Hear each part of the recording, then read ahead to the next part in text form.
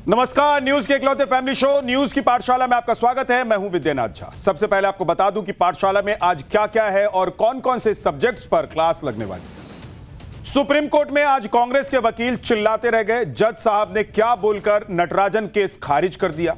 Supreme court में भी नहीं टिकी कांग्रेस तो बौखलाए खरगे ने पीएम पर कौन सा आरोप लगा दिया कि बीजेपी ने धो डाला। लोकसभा की सीटें 824 करने का प्रस्ताव पीएम मोदी को मिल गया। कौन सी 170 सीटों के होंगे 2-3 टुकड़े। पाठशाला में स्पेशल चैप्टर। मोदी के खिलाफ राहुल का नया प्लान। टीएमसी के बाद शरद पवार की एनसीपी के विलय की मांग। क्या क्षेत्रीय दलों को जोड़कर मोदी को दे पाएंगे टक्कर। महंगाई, बेरोजगारी और पेपर लीक पर कांग्रेस की तैयारी, मगर प्रियंका गांधी के सवाल। ऐसा क्या कहा कि किसी के पास नहीं है जवाब। बाहुबलियों को लेकर जो काम नेता तक नहीं कर पाए वो पब्लिक ने कैसे कर दिया। बाहुबलियों में खलबली मच गई। 3 राज्यों में एक साथ झटका। बाहुबलियों के बुरे दिन की शुरुआत ऐसे होगी सोचा और किसी ने ये समझा था कि ऐसे ये सब होने लग जाएगा। देश के दुश्मनों को भस्म करने के लिए पीएम मोदी ने अब अग्निवेग तैयार कर लिया है। युद्ध के मैदान में भारत की बढ़ती ड्रोन शक्ति, 450 की रफ्तार से दुश्मन की 100% आहुति। क्या है पूरी खबर, ये बताने वाला हूं। और अंत में हमारा स्पेशल सेगमेंट, वो सवाल जो दिमाग की बत्ती जला दे। हम हर रोज किसी ना किसी विषय पर सोच विचार करते हैं। कुछ लोग तो दिन रात सोच विचार में ही डूबे रहते हैं, लेकिन दिमाग का वो कौन सा हिस्सा है जो सोचने का काम करता है। सोचा है कल, अंत में आपको दिखाऊंगा, लेकिन सबसे पहले दिन भर का रिवीजन।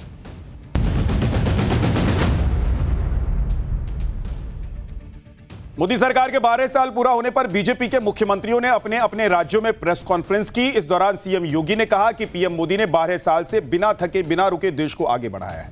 उत्तराखंड के सीएम धामी बोले, मोदी सरकार की नीति तुष्टीकरण नहीं संतुष्टीकरण की है। दिल्ली की मुख्यमंत्री रेखा गुप्ता ने कहा कि पीएम के नेतृत्व में देश ने असाधारण यात्रा तय की है। 3 जुलाई से शुरू होने वाले अमरनाथ यात्रा को लेकर दिल्ली में अमित शाह ने हाई लेवल मीटिंग की है, जिसमें जम्मू कश्मीर के एलजी मनोज सिन्हा, एनएसए अजीत डोभाल और आर्मी चीफ उपेंद्र द्विवेदी मौजूद रहे। इस मीटिंग में अमित शाह ने सिक्योरिटी ग्रिड मजबूत करने के निर्देश दिए। आपको बता दें कि अमरनाथ यात्रा के दौरान पूरे रूट पर 600 से ज्यादा अर्धसैनिक बलों की कंपनियां तैनात रहेंगी।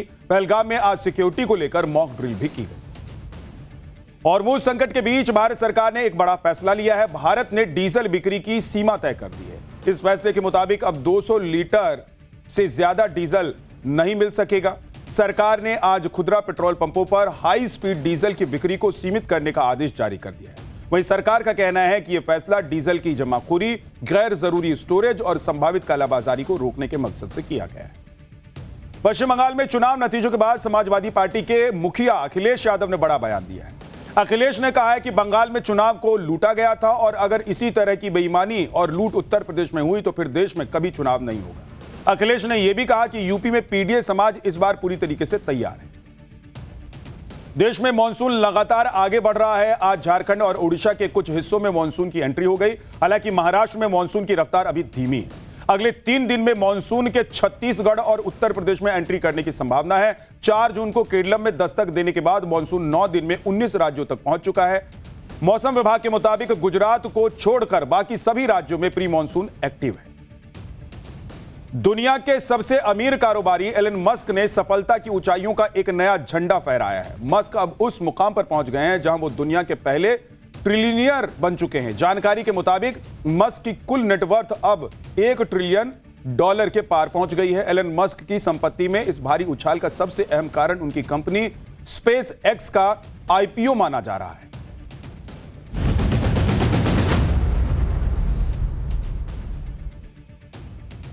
दिन भर के रिवीजन के बाद पाठशाला में पहला चैप्टर, जिसमें आपको बताऊंगा सुप्रीम कोर्ट में आज कांग्रेस के वकील चिल्लाते रह गए। जज साहब ने क्या बोलकर नटराजन केस को खारिज कर दिया। सुप्रीम कोर्ट में भी नहीं टिकी कांग्रेस तो बौखलाए खरगे ने पीएम मोदी पर कौन सा आरोप लगा दिया कि बीजेपी ने धो डाला।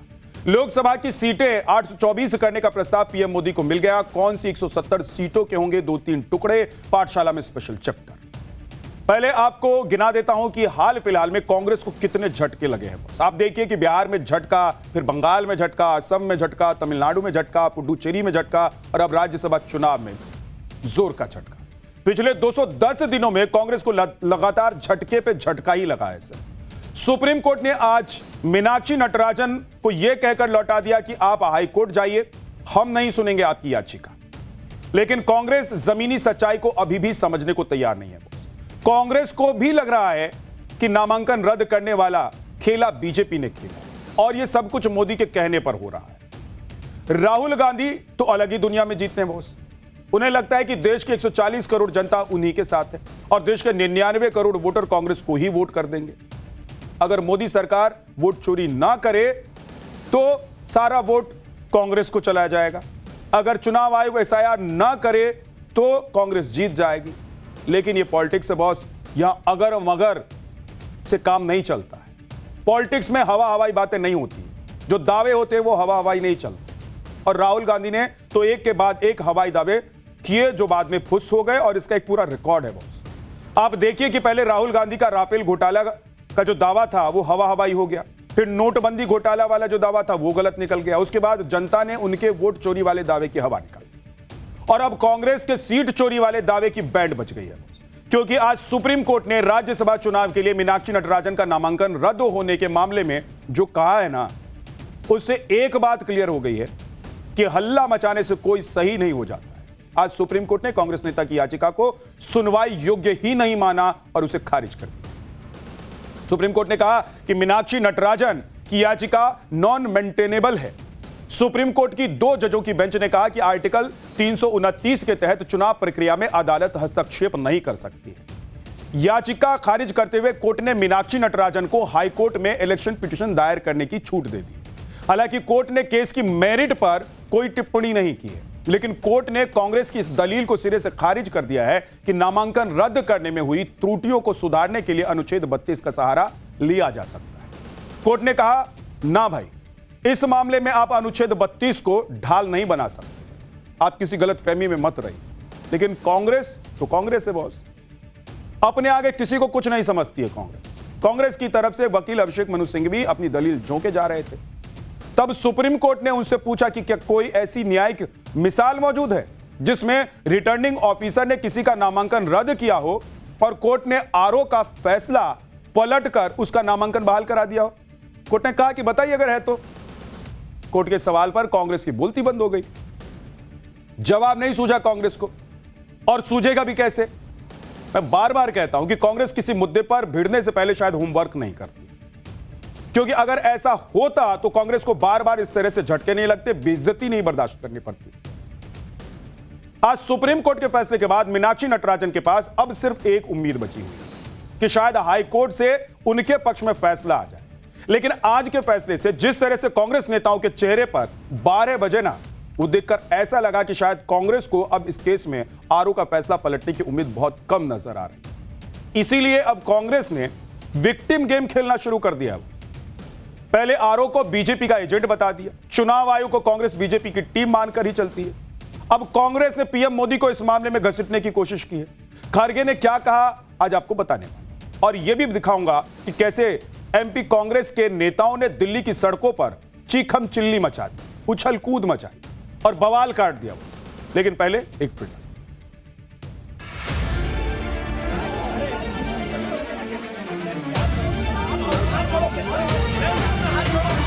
इलेक्शन कमीशन के रिटर्निंग ऑफिसर्स कॉम्प्रोमाइज थे, ये मैंने पहले दिन भी कहा। उन्होंने 48 घंटे तक भी कोई जवाब नहीं दिया। अंदर से खेल हो गया मीनाक्षी नटराजन को हराने के लिए, और उसका दोष आरओ पर, इलेक्शन कमीशन पर डालते हैं। और ये मानते हैं कि ये नैरेटिव से हमारी पॉपुलैरिटी हो जाएगी, बाल सफेद हो जाएंगे या नहीं बैठ पाओगे।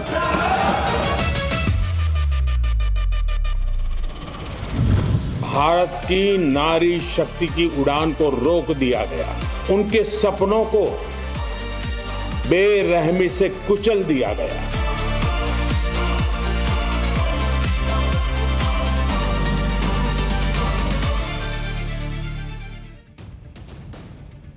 चुनाव आयोग के रिटर्निंग ऑफिसर ने कांग्रेस नेता मीनाक्षी नटराजन का नामांकन खारिज किया तो कांग्रेस ने इसे मुद्दा बना लिया। कांग्रेस पहले चुनाव आयोग गई। चुनाव आयोग ने इस मुद्दे को कानूनी चश्मे से देखना शुरू ही किया था कि कांग्रेस से और इंतजार बर्दाश्त नहीं हुआ और कांग्रेस सुप्रीम कोर्ट पहुंच गई। बॉस, चुनाव आयोग ने इस मामले में कोई इंटरफेयर क्यों नहीं किया, ये आगे आपको बताने वाला हूं। लेकिन देखिए कि आज सुप्रीम कोर्ट से भी कांग्रेस को मुंह लटकाए खाली हाथ वापस लौटना पड़ गया। कांग्रेस बड़ी उम्मीद के साथ सुप्रीम कोर्ट पहुंची। कांग्रेस को लग रहा था कि सुप्रीम कोर्ट रिटर्निंग ऑफिसर का फैसला पलट देगा और मध्य प्रदेश में राज्यसभा की एक सीट पर चुनाव रद्द हो जाएगा, लेकिन ऐसा हुआ नहीं। आज कांग्रेस की तरफ से अभिषेक मनु सिंघवी सुप्रीम कोर्ट पहुंचे थे, तो बीजेपी प्रत्याशी महेश खेवट की ओर से मुकुल रोहतगी और चुनाव आयोग की तरफ से वकील वीएस नायडू खड़े।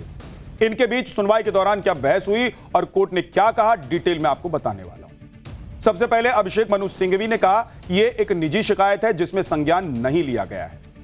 आरपी एक्ट का कानून कहता है कि कम से कम आरोप तय होने चाहिए। सिंघवी ने कहा कि कानून साफ है, जब तक आरोप तय न हो तब तक नामांकन पत्र में घोषणा करना जरूरी नहीं। इस मामले में कोई आरोप तय नहीं हुआ है तो इसकी जानकारी उन्हें क्यों देनी चाहिए। सिंघवी ने दावा किया कि रिटर्निंग ऑफिसर ने कानून के खिलाफ जाकर फैसला लिया है। उन्होंने कोर्ट से मांग की कि इस मामले में सिर्फ आरओ का फैसला ही नहीं पलटना चाहिए बल्कि उसे पद से भी हटा देना चाहिए। कांग्रेस के वकील ने चुनाव आयोग की चुप्पी को हैरान करने वाला बताया और कहा कि कल राज्यसभा का कोई चुनाव नहीं हुआ बल्कि एक तरफा नतीजे घोषित कर दिए। सिंघवी की इतनी दलीलें सुनने के बाद सुप्रीम कोर्ट ने उनसे सिर्फ एक सवाल पूछा। बॉस, कोर्ट ने कहा कि हमें कोई ऐसा जजमेंट दिखा दीजिए जिसमें हमने आरओ द्वारा रिजेक्ट किए जाने के बाद नॉमिनेशन स्वीकार करके मामले में दखल दिया और पार्लियामेंट्री लेजिस्लेटिव इलेक्शन में नॉमिनेशन के बाद हमने आरओ के ऑर्डर को खारिज कर दिया। इसके बाद मुकुल रोहतगी ने बीजेपी उम्मीदवार का पक्ष रखते हुए कहा कि चुनावी याचिका लगाना मौलिक अधिकार नहीं है बल्कि कानूनी अधिकार है, जिसे सुप्रीम कोर्ट ने ज्योति बसु जजमेंट में साफ किया था। रोहतगी ने कहा कि चुनाव खत्म होने के बाद अब कोई हस्तक्षेप नहीं हो सकता। अब मीनाक्षी नटराजन को चुनाव याचिका दाखिल करनी होगी। वहीं चुनाव आयोग के वकील वीएस नायडू ने भी अपनी दलीलें रखी। उन्होंने कहा कि मीनाक्षी नटराजन चुनाव आयोग गई थी लेकिन आयोग ने कोई हस्तक्षेप नहीं किया। अनुच्छेद 324 के तहत चुनाव आयोग कोई हस्तक्षेप नहीं कर सकता। आरओ ने आरपी एक्ट के मुताबिक ही बीजेपी उम्मीदवार को विजेता घोषित किया है। 2018 के संशोधन के बाद से यह साफ है कि हर तरह के पेंडिंग केसेस बताना जरूरी है, चाहे संज्ञान हुआ या नहीं। उस पर अभिषेक मनु सिंघवी ने टोका और कहा कि मैं यहां सामान्य कानून की बात नहीं कर रहा, मैं अपवादों की बात कर रहा हूं। मीनाक्षी का नामांकन पत्र गलत तरीके से खारिज किया गया। अहमद पटेल के मामले में आरओ के फैसले को पलटा गया था। सभी पक्षों की दलीलें सुनने के बाद सुप्रीम कोर्ट ने क्या कुछ कहा, अब वो भी सुन लीजिए। कोर्ट ने कहा कि पहले हम यह तय करेंगे कि याचिका मेंटेनेबल है या नहीं है। बेंच ने कहा कि याचिकाकर्ता इलेक्शन पिटीशन हाईकोर्ट में दाखिल कर सकती है।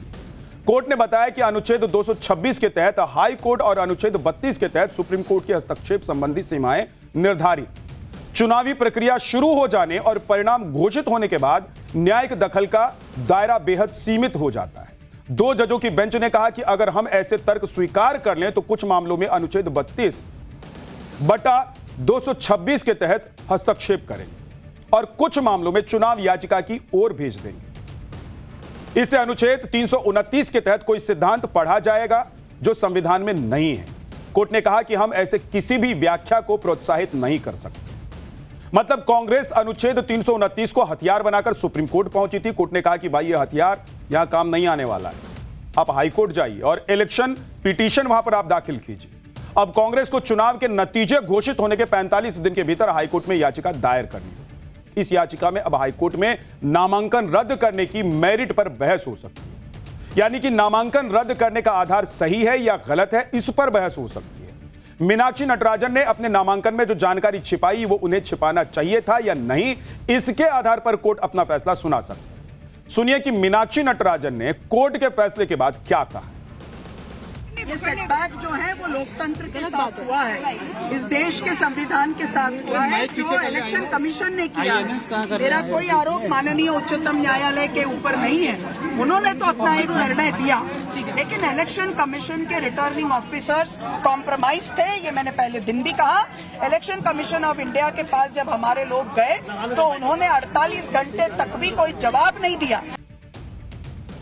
बॉस, आज कोर्ट के फैसले के बाद कांग्रेस ने दिल्ली में बवाल काटने की पूरी कोशिश की। कांग्रेस ने अपने मध्य प्रदेश कांग्रेस के नेताओं को दिल्ली बुला लिया था। जीतू पटवारी की अगुवाई में ये नेता राष्ट्रपति भवन की तरफ मार्च करके निकल रहे थे। उनका कहना था कि वो राष्ट्रपति से मिलकर अपनी बात रखना चाहते हैं, लेकिन पुलिस ने कांग्रेस नेताओं को बीच रास्ते में ही रोक दिया। बैरिकेडिंग लगा दी गई। कांग्रेस के नेता बैरिकेडिंग फांदकर दूसरी तरफ जाने लगे तो पुलिस ने उन्हें हिरासत में भी लेना शुरू किया। उधर कांग्रेस अब इस मामले में सीधे पीएम का नाम लेने लग गई है। बॉस खड़गे ने सीधे कहा कि पीएम के इशारे पर बिना उनके प्रत्याशी का नामांकन रद्द नहीं हो सकता। कांग्रेस के इस आरोप पर बीजेपी ने कहा कि वो वोट चोरी, सीट चोरी का आरोप लगाने के बाद अब सुप्रीम कोर्ट ने भी कांग्रेस के पक्ष में फैसला नहीं दिया। तब कांग्रेस बीजेपी पर फैसला चोरी करने का भी आरोप लगा सकती है। दोनों के बयान सुन। ये तो उनका रिजेक्शन ये इलीगल है, ये मॉरल है, एंटी डेमोक्रेटिक है और जो सरकार ने कराया है ये मोदी जी के इशारे के बिना नहीं होता, ऐसी बड़ी चीज है। और मोदी जी ये पर्पसली कांग्रेस पार्टी को खत्म करने के लिए, डेमोक्रेसी को खत्म करने के लिए ये साजिश रख के हर जगह वो अपने लोगों को बिठाकर रिटर्निंग ऑफिसर्स जो खास करके उनके चाहने वाले लोगों को वहां पर बिठाकर ऐसी चीजें कर रहे हैं। जो कांग्रेस पार्टी सीट चोरी का आरोप लगा रही थी उसको खारिज कर दिया है सुप्रीम कोर्ट ने। अब ये ना बोले कि वर्डिक्ट चोरी हो गया, क्योंकि कांग्रेस पार्टी समझ ही नहीं पाती। ताउम्र कांग्रेस यही गलती करती रही, धूल चेहरे पर थी, कांग्रेस आईना साफ करती रही। भाई मीनाक्षी नटराजन जी खुद नामांकन में गलती करती है, उसके बाद वो क्रिमिनल केस डिस्क्लोज नहीं करती, फ्रॉड करती हैं। फिर तेलंगाना कांग्रेस और मध्य प्रदेश कांग्रेस जो गुस्सा है राहुल कांग्रेस से, उन्होंने जाकर इस पूरे मामले को डिस्क्लोज किया। अंदर से खेल हो गया मीनाक्षी नटराजन को हराने के लिए, और उसका दोष आरोप पर, इलेक्शन कमीशन पर डालते हैं। बॉस कभी कभी ये विश्वास नहीं होता है कि वो वही पार्टी है जो दशकों तक इस देश में सत्ता में रही और अब उसके नेता इस तरह की बातें करते हैं और ऐसे ऐसे दावे करते हैं जो मतलब कहीं टिकते ही नहीं है। लोग विश्वास तक नहीं करते उनके दावों। आप देखिए कि राज्यसभा की एक एक सीट के लिए सियासी फाइट कैसे हुई, किस लेवल पर सियासी फाइट पहुंची। एक एक सीट की लड़ाई है बॉस, क्योंकि आने वाले वक्त में मोदी सरकार कई बड़े और कड़े फैसले ले सकती है। यह खुला ऐलान पीएम मोदी ने 2 दिन पहले एनडीए की बैठक में ही कर दिया और इसीलिए मोदी सरकार संसद के दोनों सदनों में अपनी संख्या बढ़ाना चाहती है ताकि महिला आरक्षण बिल जैसी हालात किसी और बिल के साथ ना हो और महिला आरक्षण बिल बीजेपी दोबारा लेकर आ सकती है। बहुत जल्द ये हो सकता है, इस बात के संकेत भी मिलने लगे। और लोकसभा सीटों के परिसीमन की चर्चा भी एक बार फिर से तेज हो गई है, क्योंकि प्रधानमंत्री की आर्थिक सलाहकार परिषद यानी कि EAC पीएम का परिसीमन को लेकर एक नया सुझाव आया। इस प्रस्ताव में सीटों के विभाजन का सुझाव दिया गया है, जिसमें सिर्फ 170 सीटों पर फोकस है। आसान भाषा में कहा जाए तो परिसीमन के लिए सभी 543 सीटों की बजाय सिर्फ 170 चुनिंदा सीटों के विभाजन का सुझाव दिया गया है। पीएम के प्रधानमंत्री के आर्थिक सलाहकार परिषद के मुताबिक इन 170 सीटों में से 59 सीटों को 2 हिस्सों में बांटा जाए, यानी कि अभी एक सीट का जितना दायरा है उसे 2 सीटें बना दी जाए और बाकी 111 सीटें ऐसी हैं जिन्हें 3-3 लोकसभा क्षेत्रों में बांटा जा सकता है। और जब इस गुणा गणित से 170 सीटें तोड़ी जाएंगी तब वो उनकी संख्या बढ़ाकर 451 हो जाएंगी, यानी कि सीटों की संख्या, यानी कि 170 सीटों को 451 सीटों में तोड़ दिया जाए। और इसी तरीके से लोकसभा की 543 सीटें 824 सीटों तक कैसे बढ़ाई जाएंगी, इसका पूरा कैलकुलेशन बताया गया है। पहले 543 सीटों में से 170 सीटें निकाल दीजिए तो बच जाती है 373 सीटें और इन 373 सीटों में नई 451 सीटें जब आप जोड़ेंगे तो कुल सीटों की संख्या हो जाएगी 824। अगर इस हिसाब से परिसीमन होता है तो 2029 के आम चुनाव में वोटर टर्नआउट में 0.3 से लेकर 2.3% तक बढ़ोतरी हो सकती है। अगर वोटों की संख्या के हिसाब से देखें तो यह वोटर टर्नआउट 90 लाख से 2 करोड़ 30 लाख वोटर्स तक हो सकता है। अब लोकसभा की सीटें बढ़ेंगी तो जाहिर सी बात है कि हर राज्य के कोटे में भी सीटों की संख्या बढ़ जाएगी और इसी को लेकर महिला आरक्षण संशोधन बिल के दौरान डीएमके समेत साउथ की कई पार्टियों ने बिल के खिलाफ वोटिंग की। लेकिन अब देखिए कि एक बार फिर लोकसभा सीटों के लिए परिसीमन की भूमिका बन रही और अगर परिसीमन हुआ तो किस राज्य की सीटें कितनी बढ़ जाएंगी ये भी आपको बता दें। सबसे पहले दक्षिणी राज्यों में लोकसभा की सीटें आप देख लीजिए। तमिलनाडु में 39 लोकसभा की सीटें हैं, परिसीमन के बाद यहां पर 59 हो जाएंगी। कर्नाटक में 28 लोकसभा की सीटें हैं, यह बढ़कर 42 हो जाएगी। और इसी तरह केरल की 20 लोकसभा सीटें बढ़कर 30 हो जाएंगी और तेलंगाना की 17 लोकसभा सीटें 26 हो जाएंगी। इसके अलावा उत्तर भारत के बड़े राज्यों की बात कर लेते हैं। यूपी की 80 लोकसभा की सीटें 120 हो जाएंगी, बिहार में 40 हैं तो 60 हो जाएंगी, महाराष्ट्र में 48 हैं तो 72 हो जाएंगी, राजस्थान में 25 से 38 हो जाएगी सीटों की संख्या, मध्य प्रदेश में 29 से 44 हो जाएगी सीटों की संख्या, और गुजरात में लोकसभा सीट अभी 26 है जो बढ़कर 39 हो। जिस वक्त महिला आरक्षण संशोधन विधेयक पर संसद में बहस चल रही थी, तब विपक्ष के अड़ियल रवैये पर अमित शाह ने क्या कहा, एक बार आप याद कर लीजिए, सुन लीजिए। फिर से स्पष्ट कर देता हूं, दक्षिण का राज्यों का इस सदन पर इतना ही अधिकार है जितना उत्तर के राज्यों का अधिकार है। अरे दक्षिण छोड़िए, छोटी सी यूटी लक्षद्वीप का भी इतना अधिकार है जितना उत्तर प्रदेश, गुजरात और बिहार का।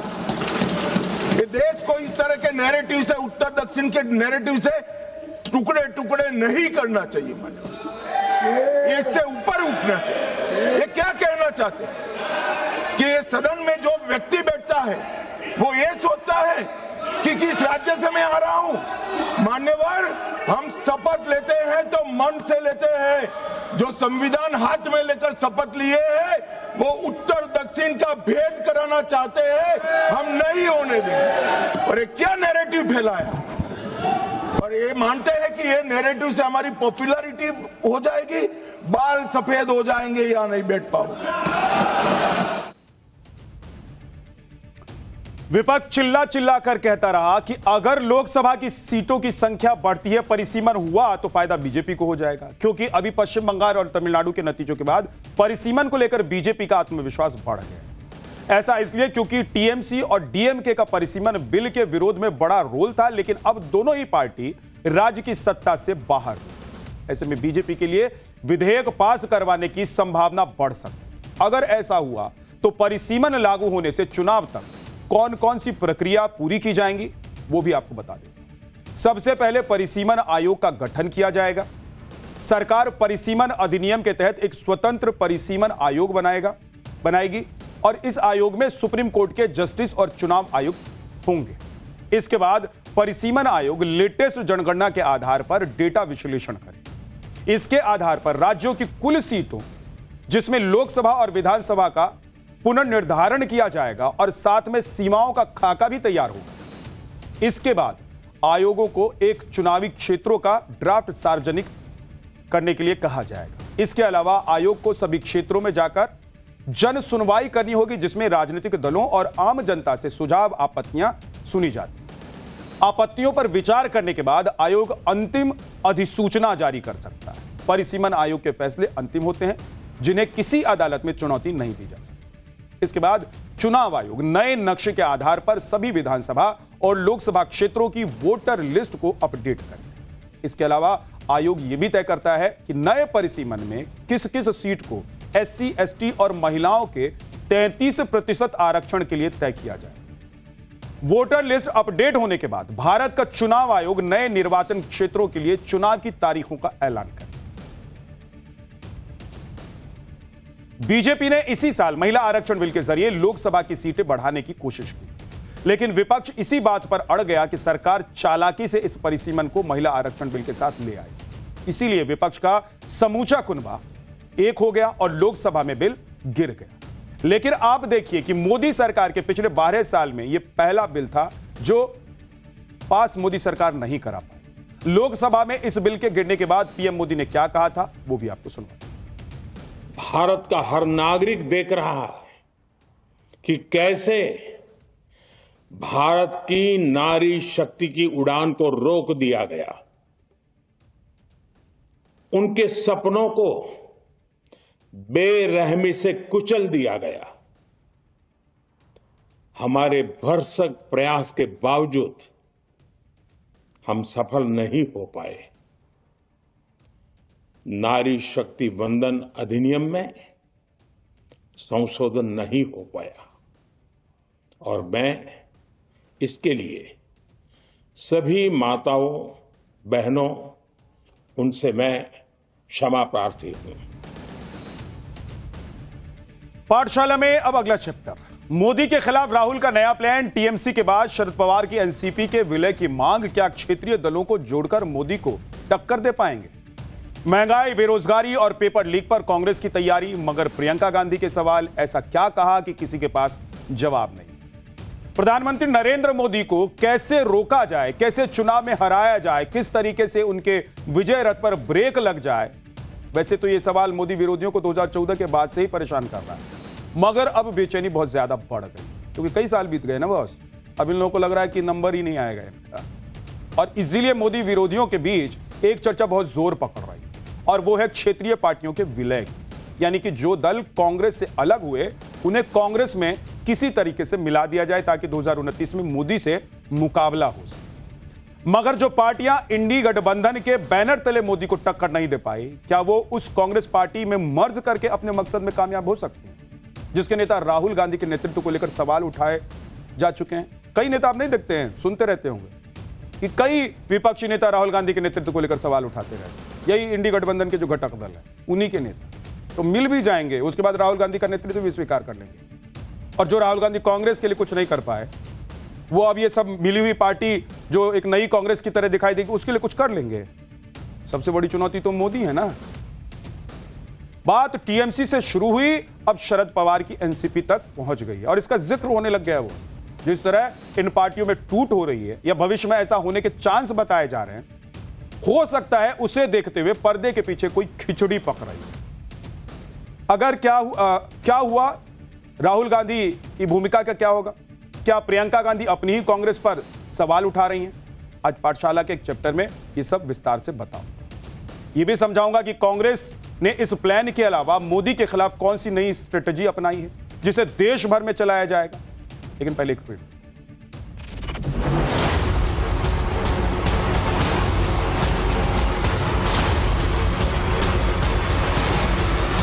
क्योंकि जो रीजनल पार्टी बन गई कांग्रेस अलग होके, उन सबको वापस शामिल होना चाहिए।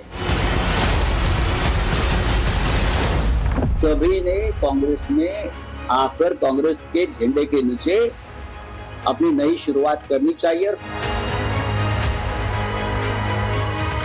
क्या होगा, कैसे होगा, ये वक्त ही बताएगा।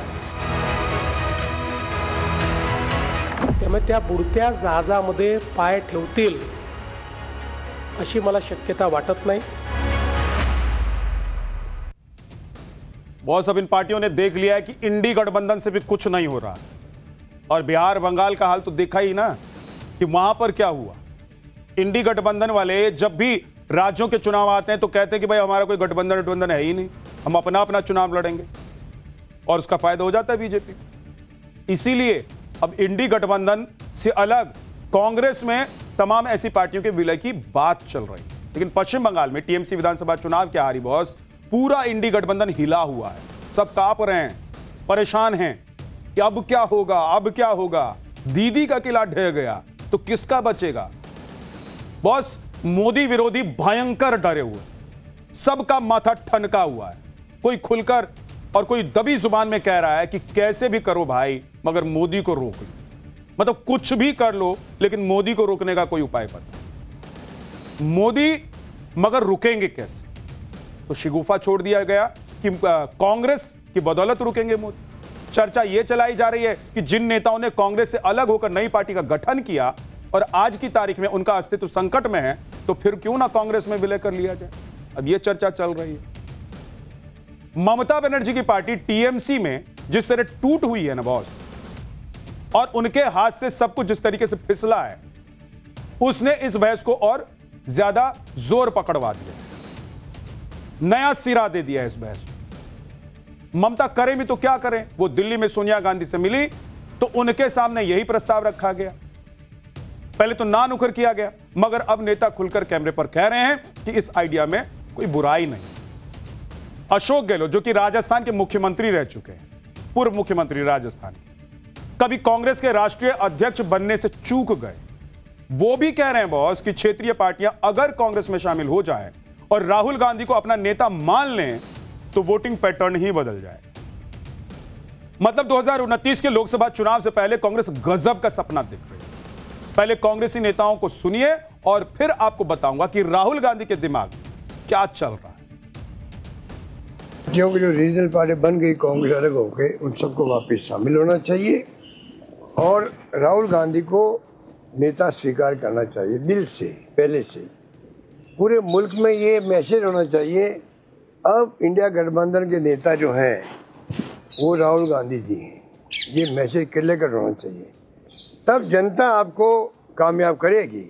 वो देखती है एक तरफ नरेंद्र मोदी जी हैं, एक तरफ राहुल गांधी जी हैं। ये क्लियर कट मैसेज होगा, तमाम पार्टियों ने मिलकर के राहुल गांधी को नेता स्वीकार किया है, तो आप देखेंगे कि वोटिंग पैटर्न बदल जाएगा देश के अंदर। ये भूमिका अब सब राज्य की जो पार्टियां उनके समझ में आ गया है और इसलिए ममता बनर्जी हो, शरद पवार जी हो, कई जो सेकुलर वोट की राजनीति करने वाले जो पक्ष है, वो सबको लगता है कि अब देश बचाने के लिए कांग्रेस के साथ आना चाहिए और वो प्रक्रिया शुरू हो गई। बॉस, ये कांग्रेस के नेता हैं, इन लोगों के पास कोई और चारा भी नहीं है। अगर राहुल गांधी की तारीफ नहीं करेंगे तो राजनीतिक संकट इनके सर पर मंडराने लगेगा, करियर खत्म हो जाएगा इनका। लेकिन इनको भी अंदर से पता होगा कि जो राहुल गांधी अभी तक कांग्रेस के लिए कुछ ढंग का नहीं कर पाए, अगर सारी पार्टियों का विलय भी कर देंगे तो राहुल गांधी के हाथ में अगर मसाल थमा देंगे तो क्या राहुल गांधी कांग्रेस का जहां रोशन कर पाएंगे। अब ममता बनर्जी क्या करेंगी यह अभी तक क्लियर नहीं हुआ है, क्योंकि ममता बनर्जी को ऑफर तो कांग्रेस ने दे दिया है, मगर ममता बनर्जी की तरफ से क्लियर कट कुछ नहीं बताया गया। मगर उनकी मुश्किलें जिस तरीके से बढ़ रही हैं और बढ़ती ही जा रही हैं, वो जरूर इस तरफ इशारा कर रहा है कि आग लगी है तभी तो धुआं हो रहा है। आप देखिए कि ममता बनर्जी के खिलाफ एफआईआर दर्ज हो गई है। दीदी के खिलाफ कोलकाता के हेयर स्ट्रीट थाने में मामला दर्ज किया गया है। ममता पर धार्मिक भावनाओं को भड़काने का आरोप है। 9 मार्च 2026 को सांप्रदायिक भाषण का आरोप ममता पर लगाया गया। इससे पहले अभिषेक बनर्जी के खिलाफ फर्जी सिग्नेचर यानी कि दस्तखत के मामले में सीआईडी की जांच ऑलरेडी चल रही है। अभिषेक बनर्जी को 14 जून के लिए फिर समन कर दिया गया। 5.5 घंटे की पूछताछ हुई थी, उसके बाद उससे काम नहीं चला। सीआईडी ने कहा कि भैया फिर से आई। उनके खिलाफ पहले ही पार्टी के कई नेताओं ने मोर्चा खोल रखा है। अभिषेक बनर्जी के खिलाफ दिन रात जो पार्टी के नेता पार्टी छोड़ रहे हैं वो ठीकरा इन्हीं के ऊपर फोड़ रहे हैं कि भाई साहब जो है कई पार्टी छोड़ चुके हैं, बगावती तेवर दिखा रहे हैं कुछ लोग तो, और कईयों के कतार में होने की बात कही जा रही है कि सब लगे हुए लाइन में। कल किसका नंबर आ जाए पार्टी छोड़ने का ये कोई नहीं बता पा रहा है ठीक। अभिषेक बनर्जी को नेता मानने से ये सभी नेता जो बगावती तेवर दिखा रहे हैं वो इनकार करें नहीं भैया हमको नहीं चाहिए सर। इज्जत नहीं करते हैं किसी की, किसी की उम्र का ख्याल नहीं करते हैं, किसी का पद का ख्याल नहीं करते हैं, तो कोई इनके नेतृत्व में काम करेगा? आप सोचिए सर। ममता बनर्जी कांग्रेस में जाएंगी या नहीं जाएंगी, यह फैसला हो नहीं पाया कि उद्धव ठाकरे की शिवसेना के संजय राउत ने कांग्रेस के विस्तार को यह कहते हुए हवा दे दी कि एनसीपी एस यानी कि शरद पवार की जो एनसीपी है उसका विलय हो जाना। पहले ही शरद पवार का जो एनसीपी टूट चुका है, उनकी पार्टी टूट चुकी है। अब जो बची हुई है शरद पवार की पार्टी, उसका कहना है कि कांग्रेस में मिला दीजिए। जो हाल आज टीएमसी का है ना बॉस, 3 साल पहले वही शरद पवार की पार्टी का भी था। 2023 में एनसीपी 2 धड़े में बंट गई थी, यानी कि एनसीपी के नेता तो गए ही, उनका वोट बैंक भी चला गया। महाराष्ट्र विधानसभा में अब सिर्फ 10 विधायक हैं शरद पवार की पार्टी के। ऐसे में संजय राउत कह रहे हैं कि इन फ्यूचर कुछ और हो उससे पहले मर्जर का डिसीजन ले लेना चाहिए, यानी कि भविष्य में कुछ हो उससे पहले मिला दीजिए। इस पर सुप्रिया सुले ने भी एक तरह की स्वीकृति दे दी, और सुनिए आप कि उन्होंने क्या कह दिया। ये समय है कि कांग्रेस पार्टी से जो फैक्शन बाहर निकले थे, नेता बाहर निकले थे और उसने अपने अपने दल खड़े किए, चाहे महाराष्ट्र हो, चाहे पश्चिम बंगाल हो, चाहे उड़ीसा हो, चाहे तेलंगाना हो, चाहे आंध्र हो, सभी ने कांग्रेस में आकर कांग्रेस के झंडे के नीचे अपनी नई शुरुआत करनी चाहिए और कांग्रेस को मजबूत करना चाहिए। 140 साल पुरानी कांग्रेस आज नरेंद्र मोदी के सामने सरेंडर मोड में है बॉस। सिर्फ 7 राज्य बचे हैं जहां या तो उनकी पार्टी का मुख्यमंत्री है या फिर सरकार में कांग्रेस साथ में है, वरना बहुत बुरा हाल है देश भर में कांग्रेस का। और ऐसे में राहुल गांधी भी करें तो करें क्या? उन्होंने गुरुवार को हुई कांग्रेस की बैठक में किसी पार्टी का नाम तो नहीं लिया, मगर यह जरूर कह दिया कि कांग्रेस ही मोदी को रोक सकती है। पहले भी राहुल गांधी ऐसी बातें कर चुके हैं। सूत्रों के मुताबिक राहुल गांधी ने कांग्रेस महासचिवों, प्रभारियों और प्रदेश अध्यक्षों की बैठक के दौरान कहा कि देश में सिर्फ कांग्रेस एकमात्र विपक्षी पार्टी है जो टूट नहीं रही है और वही भाजपा और आरएसएस का मुकाबला कर सकती है। हालांकि बीजेपी इस पर तंज कस रही है। महाराष्ट्र के मुख्यमंत्री देवेंद्र फडणवीस को आप सुन लीजिए कि उन्होंने इस पर क्या रिएक्शन दिया है। काँग्रेस हे बुडतं जहाज आहे, त्यामुळे त्या बुडत्या जहाजामध्ये पाय ठेवतील अशी मला शक्यता वाटत नाही। तथापि राजकारणात हायपोथेटिकल बोलायचं नसतं, पण मी तुम्हाला सांगतो, कोणी पाय ठेवला तर त्याचा आम्हाला फायदा आहे, आम्हाला नुकसान नाही। याचं कारण आम्हाला अधिकची पॉलिटिकल स्पेस ही त्याच्यामुळे उपलब्ध होते। बॉस, आज कांग्रेस में जिन पार्टियों की विलय की बात हो रही है ना, उनके लीडर कभी कांग्रेस का ही हिस्सा हुआ करते, फिर चाहे ममता बनर्जी हो, शरद पवार हो, जगन मोहन रेड्डी हो या फिर महबूबा मुफ्ती का नाम ले लीजिए। ये कांग्रेस से अलग हुए और अपना नया दल इन्होंने बनाया। आजादी के बाद से अब तक देखें तो कांग्रेस से अलग होने वाले नेताओं ने 62 पार्टियां बनाई। मगर सवाल है कि क्या इन छोटी छोटी पार्टियों को एक करके, टूटे हुए को जोड़ करके कांग्रेस फिर से उस तरह खड़ी हो पाएगी जैसे पहले थी, जिससे मोदी लड़ सके? और उससे भी कई बड़ा सवाल यह है कि क्या राहुल गांधी के नाम पर यह दल कांग्रेस में विलय कर लेंगे? आपको देश की 12 ऐसी पार्टियों के बारे में बताने वाला हूं जिनके नेता कभी कांग्रेस में थे और मौजूदा स्थिति क्या है। साल 1998 में ममता बनर्जी ने टीएमसी बनाई थी। यह फिलहाल पश्चिम बंगाल में मुख्य विपक्षी दल है, मगर पार्टी में टूट के बाद संकट आ गया। महबूबा मुफ्ती ने 1999 में पीडीपी का गठन किया था। यह फिलहाल जम्मू कश्मीर में सक्रिय है। शरद पवार की एनसीपी 1999 में बनी पार्टी है और महाराष्ट्र में इसका अपना जनाधार भी है, मगर 2 धड़े में बंटने के बाद शरद पवार असमंजस में रहते। जगन मोहन रेड्डी के पिता वाईएसआर रेड्डी ने 2011 में वाईएसआरसीपी का गठन किया था। यह पार्टी पिछली बार सत्ता में थी, मगर फिलहाल विपक्ष में चली गई। 1964 में केरल कांग्रेस से अलग हुई थी। आज इसके कई गुट केरल में सक्रिय हो गए। 1968 में मणिपुर पीपल्स पार्टी अस्तित्व में आई थी और इसकी स्थापना करने वाले पहले कांग्रेस में ही थे, जो नेता जिन्होंने इसकी स्थापना की। तमिल मनीला कांग्रेस 1996 में वजूद में आई। आज ये छोटी पार्टी बनकर तमिलनाडु में अस्तित्व में, हालांकि एनडीए का पार्ट है। विदर्भ जनता कांग्रेस 2002 में इसका निर्माण हुआ। इसी तरह 2003 में नागालैंड पीपल्स फ्रंट नाम की पार्टी का उदय हुआ। पुडुचेरी में एक पार्टी है जिसका नाम है AINRC। ये भी कांग्रेस से अलग होकर बनी।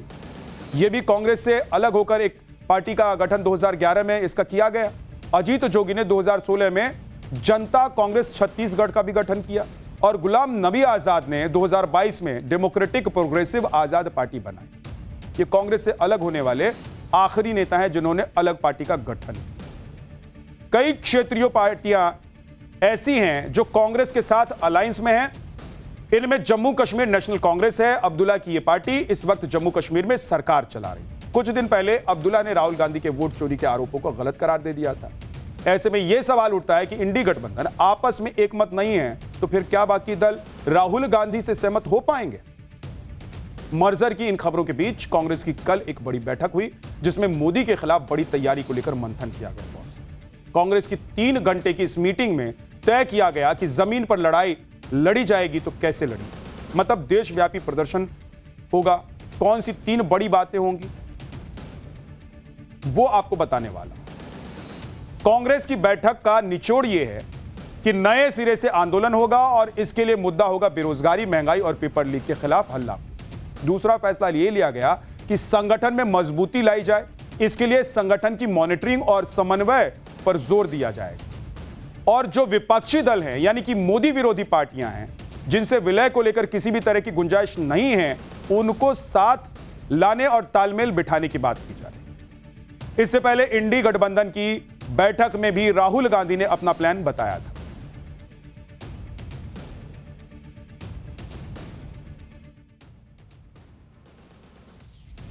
You're thinking that the challenge is winning the next election. The next election is already won. Please understand, there is so much anger among the people of India that the next election is already over. The problem is the capture of the instruments of the Indian state by the RSS. The problem is that you will not have a free and fair election to win. And so, we have to go into the mode of resistance. Congress का focus है कि वो राज्य, जिले और block स्तर पर अभियान शुरू करे और संगठन लेवल पर कई कार्यकर्ता और कार्यक्रम के द्वारा इसको बड़ा किया जाए। मगर इस पर प्रियंका गांधी का अपना ही तर्क। सूत्रों का दावा है कि कांग्रेस की इस बैठक में प्रियंका गांधी ने ऐसी बात कह दी बॉस, जिसका जवाब किसी के पास नहीं। आप सोच रहे होंगे कि क्या सचमुच में ऐसा है?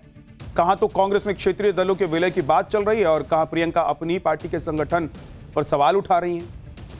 सूत्रों के मुताबिक प्रियंका गांधी ने कहा कि जिन मुद्दों को बूथ स्तर तक ले जाने की बात की जा रही है, वहां पार्टी का संगठन है कहां? सवाल पूछ लिया उन्होंने। पार्टी को आंदोलन के बजाय एक समय में जनता से जुड़े एक या दो महत्वपूर्ण मुद्दों पर फोकस करने की जरूरत है और काम करने की जरूरत है, लगातार उस पर काम करने की जरूरत है, यह प्रियंका गांधी ने कहा। अब सोचिए, यह तो हाल है कांग्रेस का और राहुल गांधी कह रहे हैं कि कांग्रेस ही नरेंद्र मोदी को रोक देगी।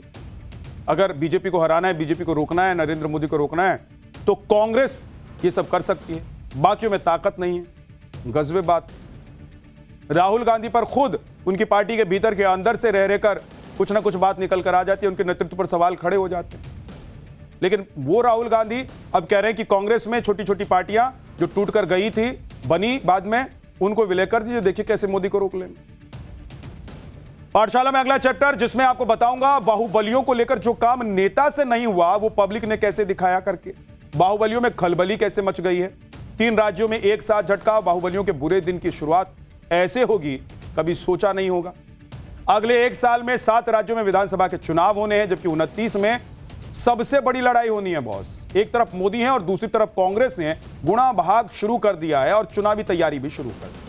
जीत और हार के सभी समीकरणों पर राजनीतिक पार्टियों में मंथन चल रहा। अभी तक यही धारणा रही है कि चुनावों में जीत के 4 आधार होते हैं। पहला है राजनीतिक पार्टी, किस पार्टी का किस इलाके में कितनी पकड़ है। दूसरा सोशल इंजीनियरिंग यानी कि जातीय और धार्मिक समीकरण। और तीसरा है जनाधार वाले और इलाके के सबसे लोकप्रिय नेता। और चौथा है बाहुबली, वो नेता जो आपराधिक छवि के चलते जीत की गारंटी बन जाए। बाहुबली नेताओं के लगातार जीतने की वजह से यह फॉर्मूला निकल कर आया और बाहुबली नेताओं ने लगातार जीत दर्ज करके यह दिखाया भी कि राजनीति में उनकी डिमांड इतनी ज्यादा क्यों है। यूपी हो, बिहार हो, बंगाल जैसे राज्यों में बाहुबलियों को सत्ता की सीढ़ी माना जाता रहा। जहां पर भी बाहुबलियों ने जिस भी पार्टी को सपोर्ट किया, जीत तय मान ली। लेकिन पिछले कुछ सालों में बाहुबलियों और आपराधिक छवि वाले जो नेता हैं, जीत की गारंटी की धारणा उन्होंने तोड़ी है, या फिर आप ये भी कह सकते हैं कि वो जीत दिलवा देंगे, ये धारणा टूटी है। साफ छवि के नेता न सिर्फ अब मतदाताओं की पसंद बन रहे हैं, बल्कि चुनावी मैदान में बाहुबलियों और आपराधिक छवि वाले नेताओं को धूल भी चटा। इसका अंदाजा इस बात से भी लगाइए आप कि हाल ही में कई राज्यों में विधानसभा के चुनाव में बड़े पैमाने पर साफ छवि वाले जो नेता हैं, वो बाहुबलियों को हराकर आगे बढ़ गए, जीत गए, जीत दर्ज कर ली। कैसे लोगों का माइंडसेट बदल रहा है बॉस, आप सोचिए। ये देश पढ़ लिख कर आगे बढ़ रहा है। कहां कहां पर बाहुबलियों को हार का सामना करना पड़ा। आज पाठशाला में राजनीति के बाहुबलियों के पतन का एक चैप्टर भी आपको दिखाने वाला। लेकिन सबसे पहले देखिए ये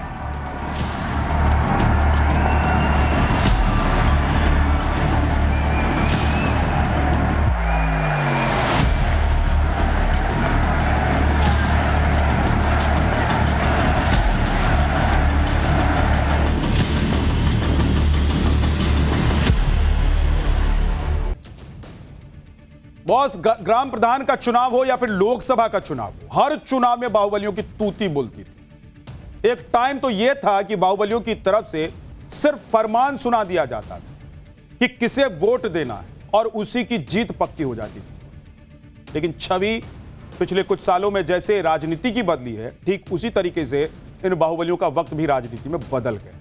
पिछले कुछ सालों में यह ट्रेंड खत्म होता जा रहा है। अपराधियों के साथ बाहुबलियों के बल का भी दम निकलता जा रहा है।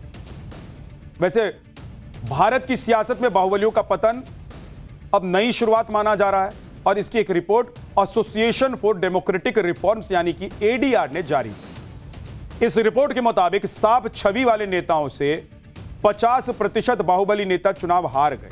साफ छवि वाले नेताओं की जीत का अंतर 25% रहा। बंगाल में 51 बाहुबली नेता चुनावी मैदान में हार का सामना उन्हें करना पड़ा। तमिलनाडु में 47 बाहुबली नेता हार गए, जबकि केरलम में 12 बाहुबली नेता चुनाव हार गए। आप देखिए कि यह सब अचानक से नहीं हुआ है बॉस। लोकसभा चुनाव के आंकड़ों को देखेंगे तो पता चलेगा कि 2004 से 2024 तक आपराधिक छवि वाले नेताओं के संसद में पहुंचने का सिलसिला लगातार जारी था।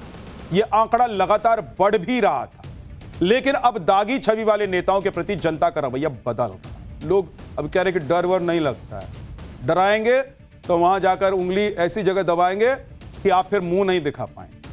लोग अब खुलकर विरोध कर रहे हैं बॉस। यूपी में तो सीएम योगी अपराध मुक्त प्रदेश बनाने की मुहिम पर ही काम कर रहे हैं, आपको पता ही है।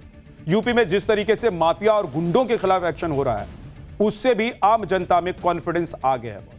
अब यूपी के इसी मॉडल पर बिहार के बाद बंगाल में भी काम शुरू हो गया है। शुभेंदु सरकार गुंडा एक्टिविटी में शामिल माफिया के खिलाफ नो टॉलरेंस की नीति पर काम कर रही है। इसके अलावा सियासत में बाहुबली नेताओं की जीत का ग्राफ अचानक से गिरना शुरू हो गया है। आप देखिए कि देश भर में लगातार अपराध का ग्राफ गिर रहा है। नेशनल क्राइम रिकॉर्ड्स ब्यूरो यानी कि एनसीआरबी की रिपोर्ट के मुताबिक देश भर में 2024 में दर्ज अपराधों की संख्या में 6% की गिरावट दर्ज की गई है। 2023 में 62.41 लाख मामलों के मुकाबले 2024 में 58.85 लाख केस दर्ज हुए। 2024 में हत्या के कुल 27,049 मामले दर्ज हुए। 2023 में के मुकाबले जो 2023 के मुकाबले 2.4% कम है। महिलाओं के खिलाफ अपराधों में भी 1.5% की गिरावट दर्ज की गई है। महिलाओं के खिलाफ अपराध का रेट 2023 में 66.2 से घटकर 2024 में 64.6 हो गया।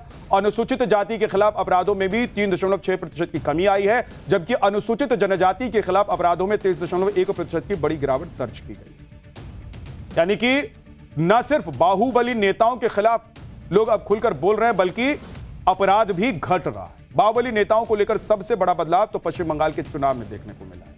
बंगाल में जनता ने टीएमसी के कट मनी सिंडिकेट और तोलाबाजी के खिलाफ एक मुश्त वोट कर दिया बॉस, जिसका नतीजा यह हुआ कि इस बार के चुनाव में पश्चिम बंगाल में कुल 102 साफ छवि के नेताओं ने विधानसभा चुनाव में जीत दर्ज कर और इनमें से 51 उम्मीदवारों ने बाहुबली छवि वाले नेताओं को हराकर जीत दर्ज की। जीत का अंतर भी कोई 1000 या 2000 मतों का नहीं था बॉस, बल्कि कई उम्मीदवारों के मामले में यह 25% का रहा। हालांकि बंगाल में 191 सीटों पर आपराधिक छवि वाले नेताओं ने जीत दर्ज की। आप देखिए कि टीएमसी ने जितने भी उम्मीदवारों को टिकट दिया था, उनमें से करीब 32% से ज्यादा अधिक उम्मीदवारों पर गंभीर आपराधिक मामले दर्ज थे। कई कैंडिडेट पर हत्या का प्रयास, महिलाओं के खिलाफ अपराध के केस दर्ज। यही वजह है कि जनता पर प्रेशर बनाने के बाद भी टीएमसी के ऐसे कैंडिडेट्स या उम्मीदवार आप कहें अपनी सीटें बचा नहीं पाए और हार गए, औंधे मुंह गिर गए। मटिया ब्रूज सीट से विधायक रहे खालिक मुल्ला, जिन पर आपराधिक मामले दर्ज थे, अपनी सीट हार गए। कमरहट्टी से टीएमसी के मदन मित्रा को हार का सामना करना पड़ गया। उनका नाम शारदा चिटफंड घोटाले में था बॉस। बलरामपुर से हारने वाले पूर्व मंत्री शांताराम महतो ने हलफनामे में आपराधिक मामलों की घोषणा की। गोगहत से चुनाव हारने वाले मनास मजूमदार पर दंगा और सरकारी काम में बाधा डालने के गंभीर आरोप थे। मोइना से चुनाव हारने वाले संग्राम डोलोई ने भी हलफनामे में आपराधिक मुकदमों की जानकारी दी थी। बनगांव दक्षिण सीट से चुनाव हारने वाली आलो रानी सरकार पर भी चुनावी गड़बड़ी और कई मामले दर्ज थे। फाल्टा के टीएमसी उम्मीदवार रहे जहांगीर खान पर हत्या के प्रयास और चुनाव में धांधली सहित कई मामले दर्ज थे। तो तमाम ये वो नाम हैं, वो चेहरे हैं जो दागी थे, आपराधिक थे और ये हारते चले। यूपी के बाद असम को पॉलिटिक्स की प्रयोगशाला के तौर पर देखा जा रहा है। यहां बीजेपी ने न सिर्फ वापसी की है, बल्कि जिस तरीके से हेमंत बिस्व शर्मा पर जनता ने भरोसा जताया है, उसके बाद अपराधियों की लंका लगी हुई है बॉस। और यही वजह है कि असम में कुल 105 साफ छवि के नेताओं को चुनाव में जीत मिली है। इनमें से 23 उम्मीदवारों ने आपराधिक छवि वाले नेताओं को हराया। यहां साफ छवि के नेताओं के जीत का अंतर 25% रहा है। जबकि असम में महज 21 आपराधिक छवि वाले नेताओं को जीत मिली है। असम में तो ऐसे ऐसे नेताओं को इस बार हार का सामना करना पड़ गया जिनकी जीत तय मानी जा रही थी। जनता ने ऐसे नेताओं को सिरे से खारिज कर दिया जिनके ऊपर बाहुबली होने का लेबल लगा हुआ था। अलगपुर से चुनाव लड़ने वाले पूर्व कांग्रेस नेता राहुल रॉय राज्य के सबसे अमीर उम्मीदवार थे। उनके खिलाफ कई आपराधिक मामले दर्ज थे और उन्हें अपनी सीट पर हार का सामना करना पड़ गया। AIUDF के प्रमुख नेता शरफुद्दीन लश्कर पर दंगा करने और डराने धमकाने जैसे आपराधिक मामले दर्ज थे। शराफुद्दीन की बराक घाटी की हाई प्रोफाइल सीट से वो चुनाव हार गए। शबुआ से कांग्रेस के टिकट पर चुनाव लड़ने वाले पूर्व विधायक राजू साहू के खिलाफ भी केस दर्ज था। राजू साहू भी बीजेपी उम्मीदवार से कड़े मुकाबले में चुनाव हार गए। मुस्तफा शाहिदुल इस्लाम के खिलाफ आपराधिक मामले दर्ज थे। उन्होंने विधानसभा चुनाव में पराजय का सामना किया। तो ये हालत हो गई है। केरल के चुनाव में भी ऐसे नेता मैदान में थे जिनके ऊपर मर्डर और महिला के साथ बदसलूकी अपराध करने के मामले गंभीर मामले दर्ज थे। यहां भी बाहुबली नेताओं को मतदाताओं ने सिरे से खारिज कर दिया। केरल में कुल 21 साफ छवि वाले नेता जो थे उन्होंने जीत दर्ज कर ली और 12 ऐसे उम्मीदवारों को हरा दिया जिनके ऊपर बाहुबली का लेबल लगा हुआ था। तो आप सोचिए कि क्या हालत हर राज्य में, पूरे देश में। और पाठशाला में अब अगला चैप्टर, भारत के नए हथियार का चैप्टर। देश के दुश्मन को भस्म करने के लिए पीएम मोदी ले आए हैं अग्निवेग। युद्ध के मैदान में भारत की बढ़ती ड्रोन शक्ति, 450 की रफ्तार से दुश्मन की 100% आहुति कैसे होगी। आज इंडियन आर्मी का जोश बहुत हाई है क्योंकि आज उनको एक नया ड्रोन हथियार मिल गया है। आप इस इंडियन आर्मी का नया धुरंधर भी इसे कह सकते हैं जो ड्रोन आप देख रहे हैं। इसका नाम है पीस कीपर अग्निवेग, यानी कि शांति बनाए रखने के लिए आग बरसाने वाला हथियार।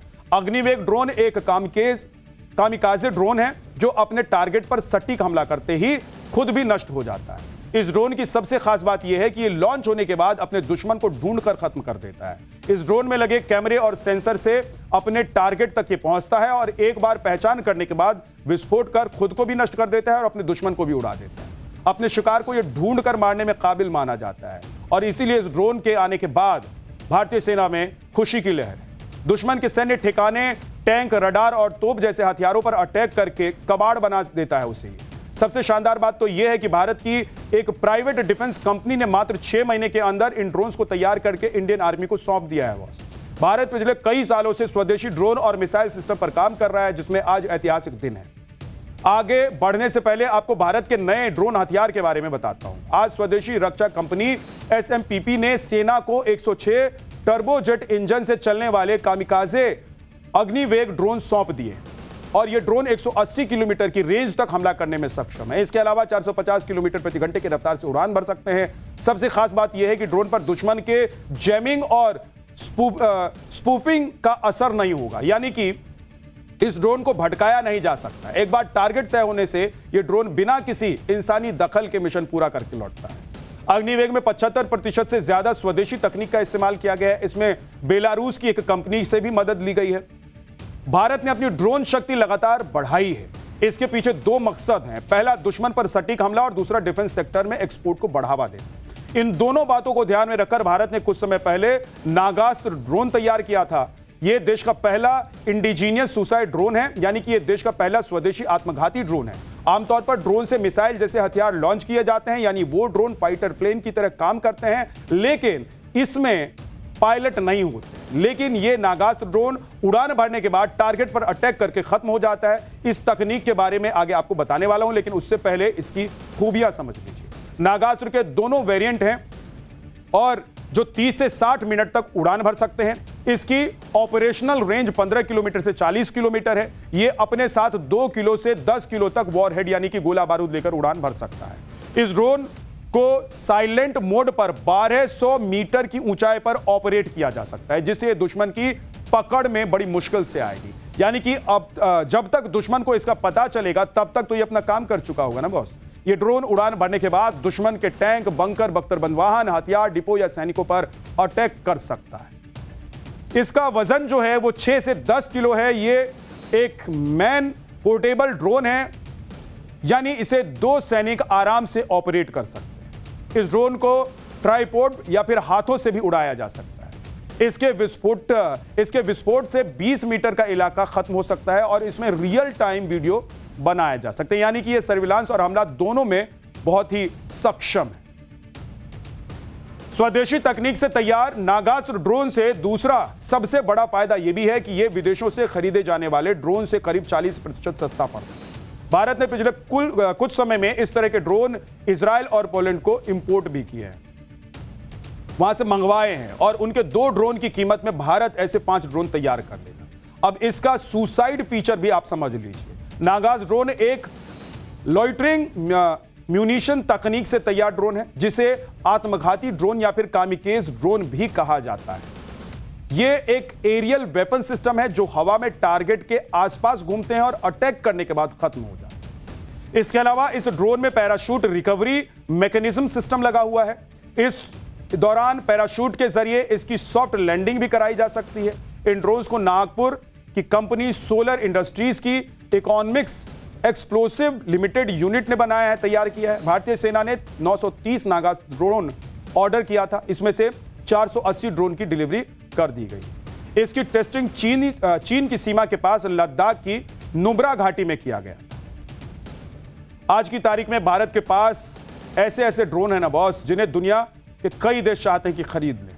नागास्त्र की तरह एक और ड्रोन है जिसे भारतीय सेना में शामिल करने की तैयारी चल रही है। इस ड्रोन का नाम है आर्चर NG। ये नागास्त्र ड्रोन की तुलना में ज्यादा बड़ा और लंबी रेंज में हमला करने वाला एडवांस ड्रोन है। इस ड्रोन के लिए कहा जा रहा है कि इसके आने के बाद अमेरिका का डिफेंस ड्रोन मार्केट हिल सकता है, और इसके बारे में आपको आगे बताने वाला हूं। लेकिन इस समय अपडेट यह है कि इसे भारत का DRDO स्वदेशी तकनीक से तैयार कर चुका है, और एक अगली पीढ़ी का स्वदेशी मेल यानी कि मीडियम एल्टीट्यूड लॉन्ग एंडुरेंस वाला UAV ड्रोन है, और फिलहाल इसके वेपनाइजेशन ट्रायल्स की तैयारी चल रही है। इसमें ड्रोन से हमला करने वाले अलग अलग हथियारों का ट्रायल किया जाएगा। आगे बढ़ने से पहले आपको आर्चर NG के फीचर्स बता देता हूं। आर्चर NG ड्रोन एक सर्विलांस यानी कि निगरानी करने के साथ अटैकिंग ड्रोन है। इसका वजन 1800 किलोग्राम है, जो लगभग 400 किलोग्राम के हथियार लेकर उड़ान भर सकता है। इसके शक्तिशाली इंजन की वजह से 30,000 फीट की ऊंचाई पर 24 से 28 घंटे ये उड़ान भर सकता है। इसके अलावा आर्चर NG अपने ही टेक ऑफ और लैंड करने की क्षमता से सक्षम है, और इसे इस तरीके से तैयार किया गया है। इसके बड़े विंग स्पैन की वजह से यह ड्रोन लगातार 1000 किलोमीटर तक उड़ान भर सकता है बॉस। इसका एक और शानदार फीचर यह है कि यह ड्रोन दिन और रात दोनों समय में ऑपरेट किया जा सकता है। इंडियन नेवी इस ड्रोन को अंडमान और निकोबार के समुद्री इलाकों में निगरानी के लिए इस्तेमाल करना चाहती है, ताकि चीन से आने वाले जहाज और समुद्री लुटेरों पर नजर रखी जा सके। भारत तो डिफेंस सेक्टर में एक बड़ा एक्सपोर्टर बनना चाह रहा है। पिछले 10 सालों में PM मोदी डिफेंस एक्सपोर्ट 20 गुना बढ़ा चुके हैं। 2014-15 में 1941 करोड़ रुपए, जो 2023-24 में 21,083 करोड़ रुपए तक पहुंच गया। 25-26 में 38,424 करोड़ रुपए। 2029-30 तक 50,000 करोड़ रुपए तक ले जाने का एक प्रस्ताव और अनुमान रखा गया है। भारत करीब 100 देशों में डिफेंस एक्सपोर्ट कर रहा है इस वक्त। आज की तारीख में भारत में डिफेंस प्रोडक्शन इस लेवल पर पहुंच गया है बॉस कि हम लड़ाकू विमान से लेकर missile, radar system, submarine aircraft सब कुछ बना रहे हैं और बेच भी रहे हैं।